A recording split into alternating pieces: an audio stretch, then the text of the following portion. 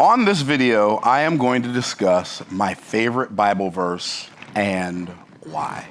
You've probably heard me say that Genesis is my favorite book in the Bible.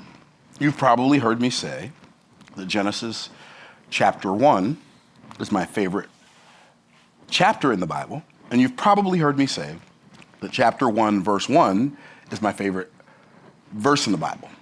Well, now you're going to find out why. Because Genesis 1:1 is it's something that only God could do. And it's not just a literary masterpiece. It's just so full of so much that it's kind of hard to wrap our minds around. And I'm just going to touch on it in the amount of time we have here today. I promise you will see things and experience things in this video that you've never seen before. So it's going to blow your mind. Here we go. So in Genesis 1, in English, Genesis 1:1 in English has 10 words. In the beginning, God created the heavens and the earth. But in Hebrew, there are 7 words. And those 7 words we find right here. We find Bereshit, bara, Elohim, et, hashamayim, va'et, haaretz. Now, if you're not Hebrew and you don't read Hebrew, that means probably next to nothing to you. But if you understand first and foremost, I'm going to write some notes on the board. First and foremost, Hebrew words are not just spelled. Hebrew words are built. So what do I mean Hebrew words are built? So if I wrote this on the board, what is that? This equals what? Say it out loud. Water. That's water. But I didn't write W-A-T-E-R. I wrote H2O, but you knew it was water. Why? Because you know the components of water are 1 part hydrogen, 2 parts oxygen, so you know that that's talking about water. Well, every Hebrew letter is not just a letter, a phonic sound, but it's also a building block, or it has a definition, a meaning, it has a constructive purpose.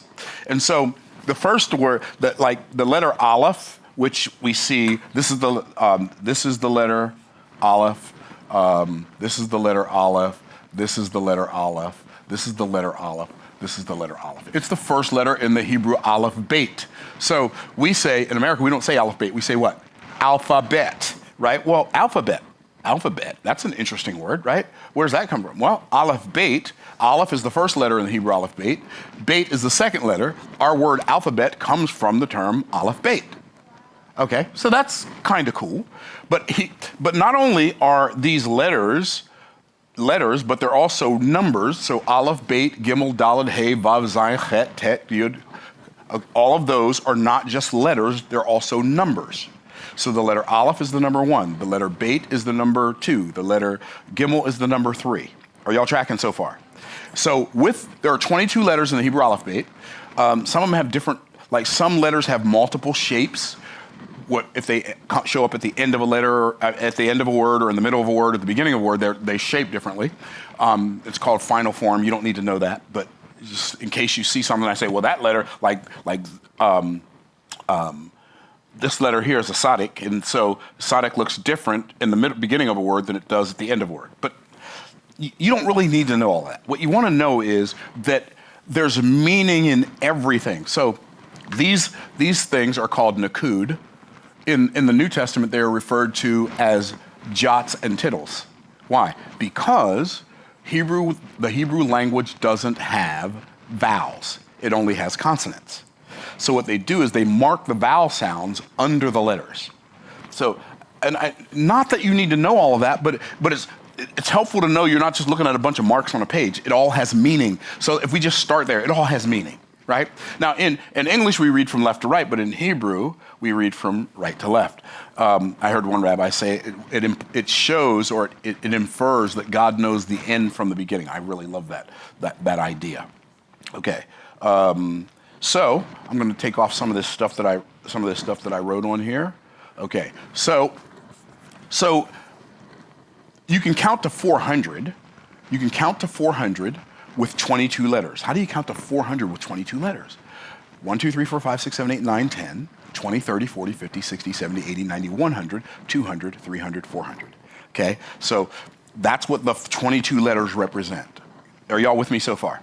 Okay. So the first word in the Hebrew, in Genesis 1:1 is the word breshit. Now, the letter beit is the second letter in the Hebrew alphabet. It's the second letter, and it's the beginning of the first word in the Torah, or the first word in the Bible begins with a beit. And beit is the second letter of the Hebrew alphabet, not the first letter. The letter Aleph is the number 1, but it also represents God, which, like when you see the letter Aleph, that letter represents God. It's made of 2 yods and a vav.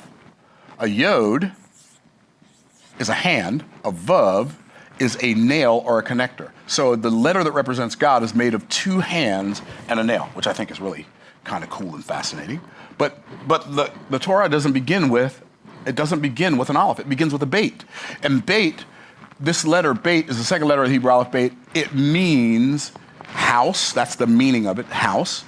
We know it means house, even though we never thought about it before, because you've heard of the name Bethlehem, right?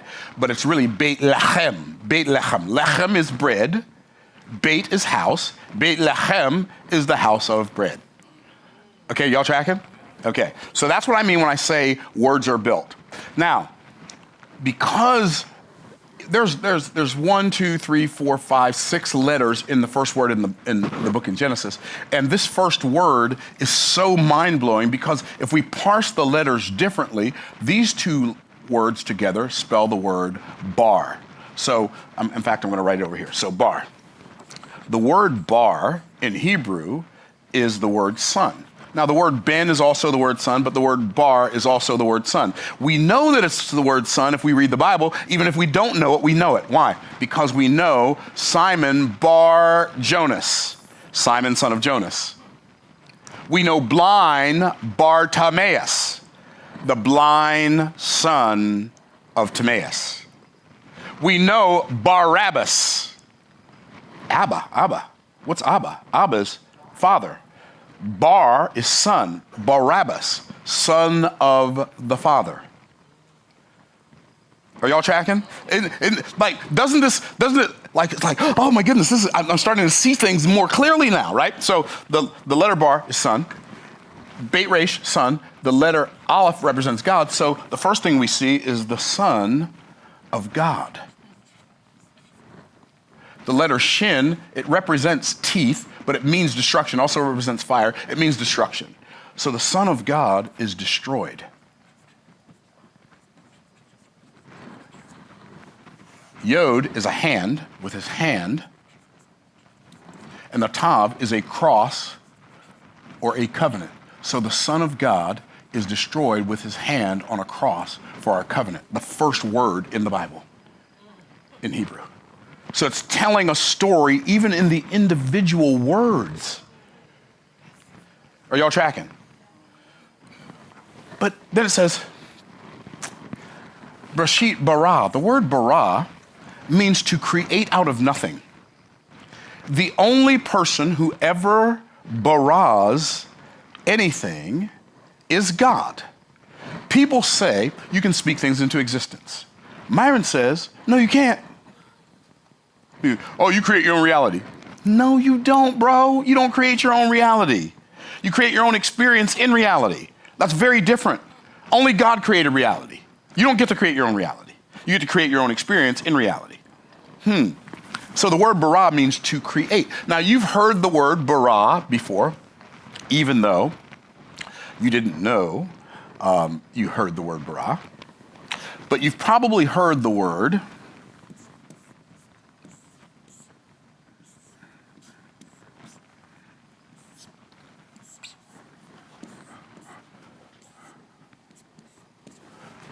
what's that? Abara kadabra. But I spelled it in Hebrew. God. Bara, creates. In Hebrew, the verbs come first. God creates as, ha, the letter ha is the word as. Dabar is to speak. Dabar, this word, speak, God. God creates as speaks God. So God, this word bara, we've heard before. Isn't it fascinating that God is the only one who can bara, and the word that we use for a magician pulling something out of a hat, something out of nothing, is abara kadabara. God creates as God speaks. Isn't that fascinating? Anyway, it's fascinating to me. Okay, then you have the word Elohim. Elohim begins with an aleph, the second letter is a lamet. So Elohim is not God's name. God is not God's name. God is God's title. Like you hear people say, well, my name is Dr. So-and-so, so-and-so. No, that's not your name. Your title is doctor. Your name is your name. They're not the same, right? My name is Pastor so-and-so. No, your name's not Pastor so-and-so. Your title is pastor. Your name is. God is God's title, not God's name. Okay, y'all tracking? So this word here, see, in English it's three words, but in Hebrew it's only two. It's in beginning. It's one word, but in beginning. Rashit is beginning. In beginning, created, Elohim. Then there's this really interesting little word right here, et. Et. Et is not even translatable into English. I don't think it's translatable into any other language, is it? Is it translatable? I don't think it's translatable into any other language, but it's not definitely not translatable into English, so they left it out. But if you leave it out, it changes the meaning. Brashit bara Elohim et. What is et? Et is the first letter and the last letter of the aleph beit. In the beginning, created God with the aleph tav. What is that? The aleph tav is the whole aleph beit, his word. It reminds you of John 1:1, doesn't it? In the beginning was the Word, and the Word was with God, and the Word was God, and the same was in the beginning with God, and without him, and by him was everything made, and without him was not anything made that was made, John 1:1. This reminds us of John 1. With that being there, we can see, okay, so God created everything with the aleph tav. The aleph tav, these are the components. The aleph beit, the entire Hebrew aleph beit is the component, or the components that make up the words. And then it says, ha-shamayim. Ha is the, shamayim is the heavens, but shamayim is water. Ha-shamayim is actually the sky waters. That's what the word is in Hebrew. It's the sky waters. The heavens are the sky waters. Do you remember what it says in Genesis 1? It says, and God put a firmament where? In the heavens. What was the firmament? It's a water canopy in the heavens. Ha-shamayim. Va'et, and with the aleph tav. Va is the word and. It's the letter vav. It's the nail. It's the connector. And with the aleph tav. Isn't it interesting in the book of Revelation? Jesus says, I am the beginning and the end. I am the what? Alpha and Omega. Is Jesus a Greek or was he a Hebrew? So what is he? He is the aleph tav. In the beginning, God created the heavens and the earth. It says, and with the aleph tav, he created the earth. This is what Genesis 1:1, there's so much richness in here. We say, oh, the Son of God. We talked about the fact that the letter Aleph represents God. It's made of two yuds and an L. But we talked about the fact that Elohim is not God's name. It's interesting that the Lamed is a picture of the shepherd's hook, but the letter Lamed represents the word towards, to pull something towards, right? And so it's interesting that the letter Elohim, or the word Elohim is God's title, but what is God's name? What do we say? What is God's name? Anybody know? Yahweh, Yud-Heh Vav-Heh. This is the word. I can't move it. Oh, I can move this. This is so great. Juwan, you're great. Okay, so Yud-Heh Vav-Heh. That's interesting. What is Yud-Heh Vav-Heh? Yud-Heh Vav-Heh. This is the hand. The letter Hey means to behold. What do you say when you want somebody to look? You say, hey! Right? Well, do you ever wonder where that came? It's the letter hey. That's what it literally means. It means hey. It means behold. So the hand, behold, the vav is a nail. The nail, behold. That's the name that represents God.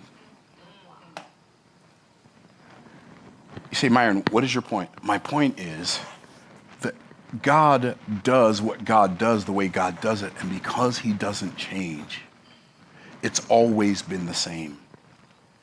We think that there's some new thing happening.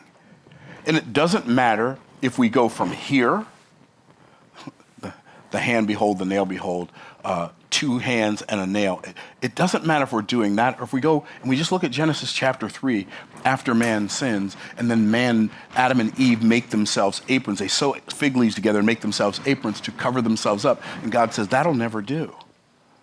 And God made them coats of skin, and there was a sacrifice. That sacrifice is a picture of the future Lamb of God who would shed his blood to take away the sins of the world. It doesn't matter if we go in, I think it's Genesis chapter 4, where Cain kills Abel, because Abel wanted to bring God a sacrifice, which was the works of his hands, which is a type. It's a picture of religion. I want you to accept me based on the work I do. But Abel brought God a blood sacrifice. And God accepted Abel's sacrifice because Abel's sacrifice was a picture of the future Lamb of God who would take away the sins of the world. Do you see? All of this fits together. Or maybe if you go fast forward and you go a little bit farther and you go all the way up to Genesis chapter 15, when God says to Abram, when Abram says, God comes to Abram, the Lord appears to Abram, he says, fear not, Abram, I am thy shield and thy exceeding great reward. By the way, like, God has a message for us. I am your shield, I'm your exceeding great reward. What does that mean? That means I am your shield, your protection, and I am your exceeding great reward. I am your provision. Like, why are we worried when God doesn't change? He's just, this Elohim, I am your shield, your exceeding great reward. That's what God comes to Abram and says. And you know what Abram says? You know what he said? Same thing we say. What will you give me, seeing I go childless, and the steward of mine house is this Eliezer of Damascus? Why is he asking him that? What kind of question is that? What are you going to give me, seeing I go childless? He's asking him that because God appeared to Abram in Genesis chapter 12 and said, leave your country, leave your kindred, leave your father's house.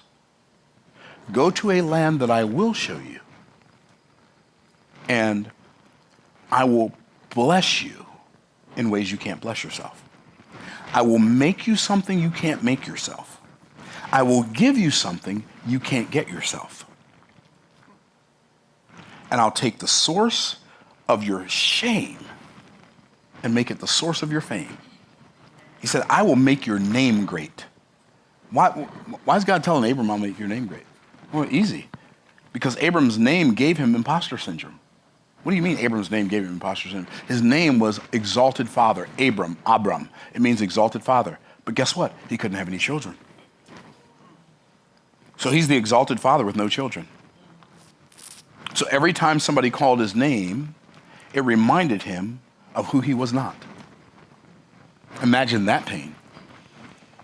And God says, but if you leave, I'm going to make you the father of many nations. I'm not just going to make you the exalted father. I'm going to make you the father of many nations. I'm not going to make you the father of one nation. I'm not going to make you the father of two nations. I'm going to make you the father of many nations. Abraham went home and said, Sarai, we leaving. And y'all know, women have questions. You also know men don't always have answers. Now, I don't know if this was Sarai's question or not, but it probably sounded something like this. Where are we going? Amy said, let me get back to that. What's question number 2? Where are we going? Here's where we're going. God said he'll show me when we get there. That's it. You got to understand how big this is. God is saying to Abram, I want you to abandon everything that you know. I want you to abandon everything you know, and I want you to go to a place that I will show you when you get there. So I want you to get comfortable living in uncertainty for a season. Anybody else in here feeling a little Abramish, right? I want you to get comfortable living in uncertainty for a season. And then I'm going to bless you in ways you can't bless yourself, make you something you can't make yourself, give you something you can't get yourself. I'm going to take the source of your shame, make it the source of your fame, and in you shall all the families of the earth be blessed. Here's something interesting. God doesn't just have a desire to bless individuals. God has a desire to bless families. He said, I'm going to bless all the families of the earth in you. Let me ask you a question. Are you okay being uncomfortable for a season so you can be a blessing to families? If you're not ready for an Abrahamic journey. Guys, I'll show you that you're there when you get there, which means for the majority of your life, you ain't going to be in your where you used to be, the place you know, and you ain't going to be in your there, the place you're going. And if you're cool with that, God doesn't say if you're cool with that. But if you do that, I'm going to bless you in ways you can't currently imagine. That was in Genesis chapter 12. So in Genesis chapter 13, the next chapter, here's what it says. It says, and Abram was very rich in cattle and silver and gold. Abram had the stuff. But he's going to be a blessing to families, and he can't even have a family.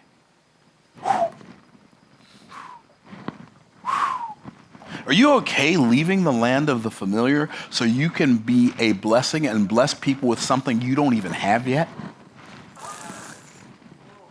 Oh, snap. And then he gets to chapter 14, and the only semblance of a family he had was Lot, his brother's son, and his brother had passed away.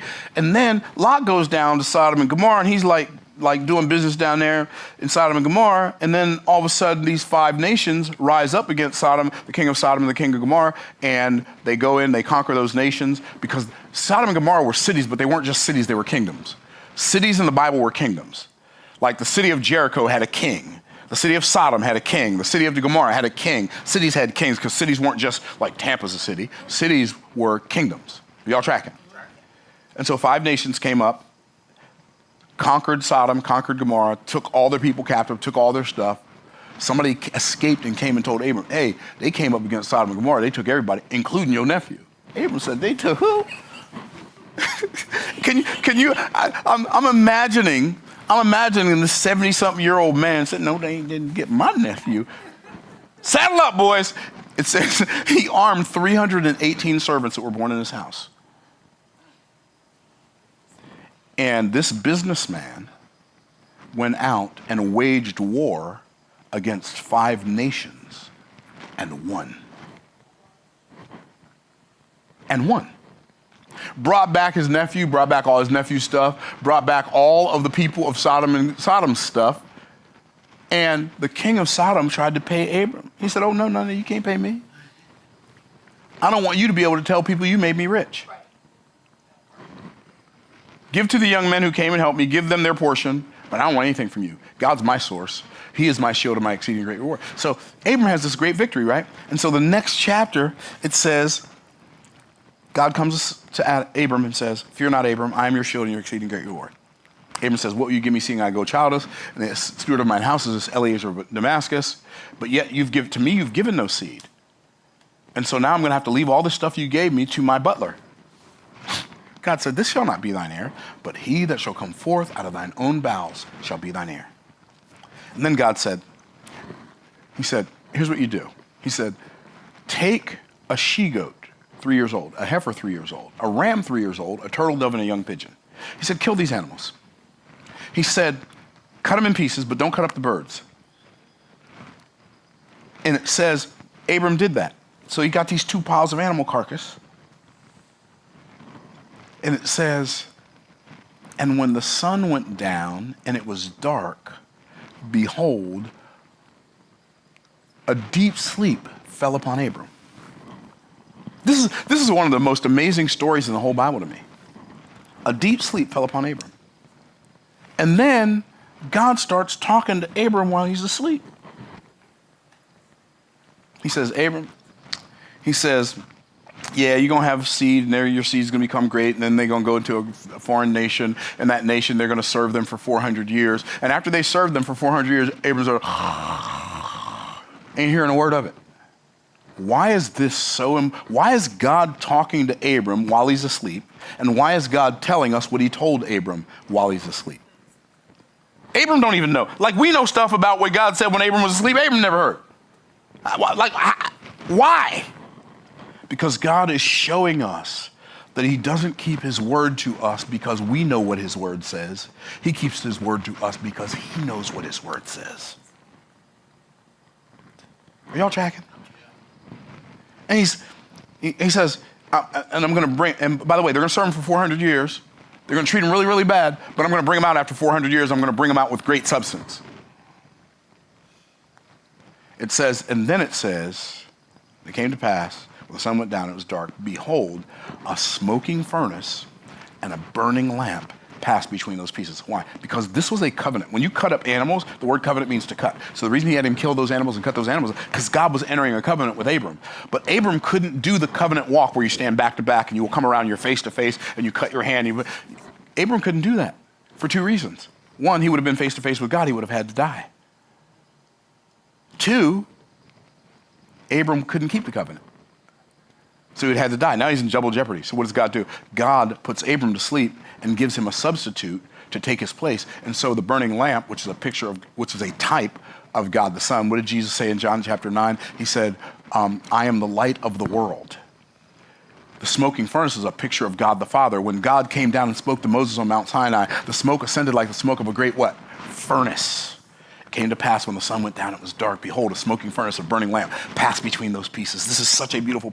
So what's happening is the burning lamp is taking Abram's place, entering the covenant on Abram's behalf with God the Father, and they come back in the middle, and the Father says to the burning lamp, who's representing Abram, if I don't keep my word, which I've given Abram, may what happened to these animals happen to me.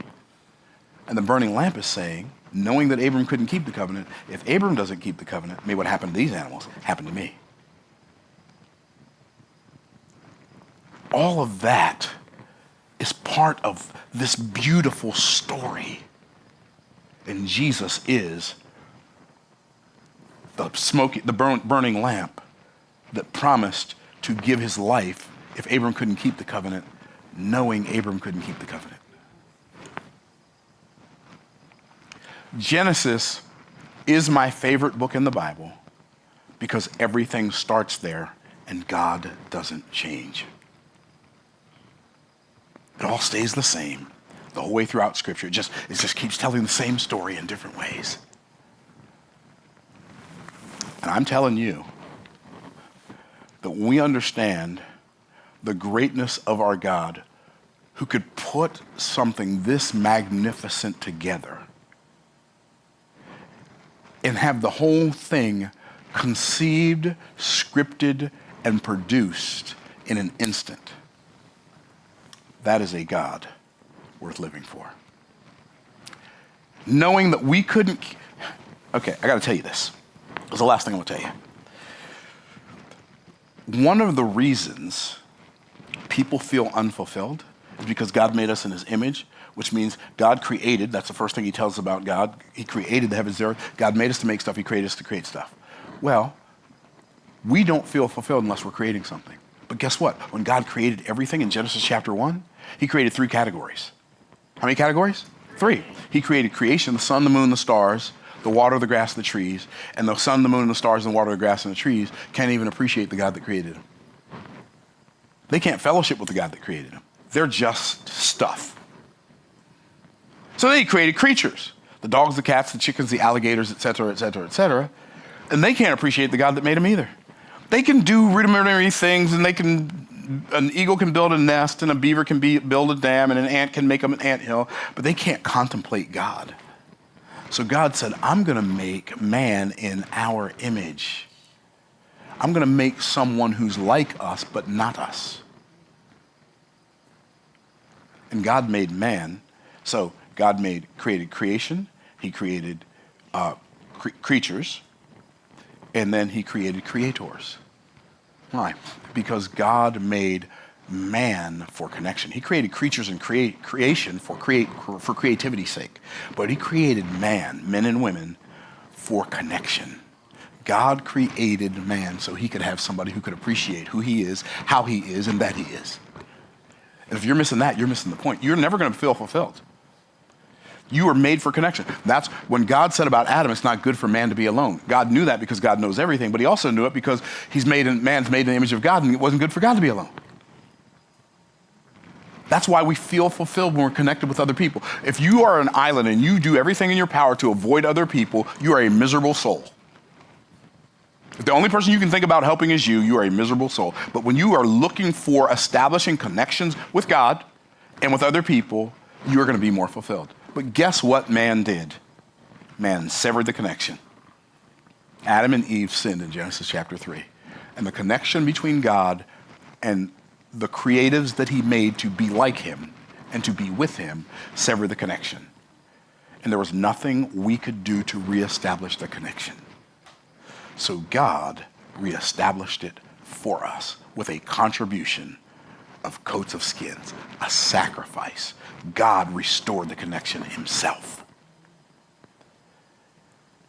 And he did it in a picture until 2025 years ago, he did it in a person. When he came down the stairway of heaven and was born in Bethlehem, baptized in Jordan, tempted in the wilderness, healed multitudes without medicine and made no charges for his service. And then he died on the cross in your place and my place. And then he did something so miraculous, it boggles the mind. He didn't stay dead. He got up on the third day and redeemed us from the penalty and the punishment of sin. And one day he will come and redeem us from the presence of sin. But watch this. Just like God gave a contribution to people who had nothing to offer him, I'm made in the image of God. If I'm creating and I'm connecting, but I'm not contributing, I feel unfulfilled. Why? Because I was made in the image of God, and I can only be fulfilled when I am being more like God. And I'm creating something, I'm connecting with someone, and I'm contributing, especially to people who have nothing to offer me. That's why God commends us and commands us to support widows and orphans, to help those who don't yet have the ability to help themselves. When we get that, we will have a level of fulfillment that's so much higher than the car we drive, the house we live in, the jewelry we wear, or the vacations we take. That we won't be in a hurry to get there. We will realize that the journey itself and here, where we are right now, is there if we have the ability to recognize it. So I hope Genesis 1:1, next time you read it, blesses you like it blesses me. And I'll look forward to seeing you on the next video. Bye for now.